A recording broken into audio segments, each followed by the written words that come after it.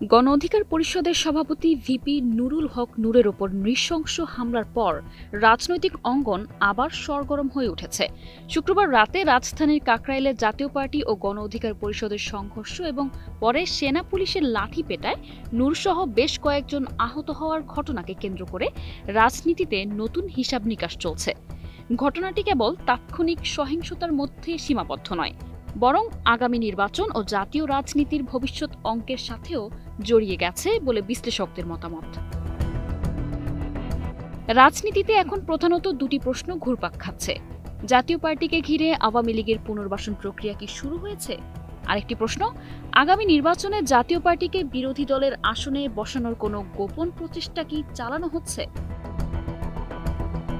গণ অধিকার পরিষদ বরাবরই জাতীয় পার্টি ও ১৪ দলকে ফ্যাসিবাদের দোসর আখ্যা দিয়ে তাদের নিষিদ্ধ করার দাবি তুলেছে।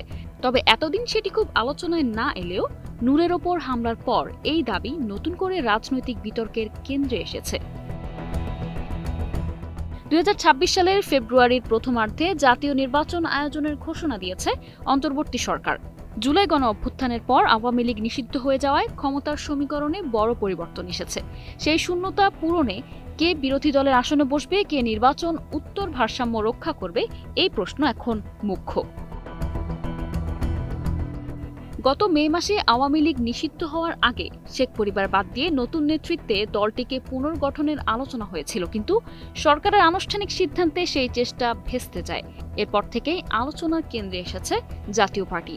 বিশ্লেষকদের মতে আওয়ামী লীগের ভোট ব্যাংক কাজে লাগিয়ে জাপাকে সামনে আনার চেষ্টা চলছে, যাতে ভবিষ্যতে আওয়ামী পুনর্বাসনও সহজ হয়। নূরের ওপর হামলার পর গণ অধিকার পরিষদ জাপাকে ৪৮ ঘণ্টার মধ্যে নিষিদ্ধ করার দাবি জানিয়েছে। দলের সাধারণ সম্পাদক রাশেদ খান অভিযোগ করেছেন, আওয়ামী লীগের এজেন্টরা মিলিয়ে জাতীয় পার্টিকে বিরোধী দল বানানোর চেষ্টা করছে। জাতীয় পার্টি কি টিকবে নাকি আওয়ামী লীগের মতো নিষিদ্ধ হবে, এ প্রশ্নে বাস্তবতা হলো জাপা দীর্ঘদিন ধরে ছদ্মবিরোধী হিসেবে টিকে আছে, কিন্তু আন্দোলনের পরিপ্রেক্ষিতে জনগণ তাদের আর গ্রহণ করবে কিনা সেটা বড় প্রশ্ন। যদি গণচাপ বাড়ে তবে জাপার রাজনীতি ঝুঁকির মুখে পড়তে পারে।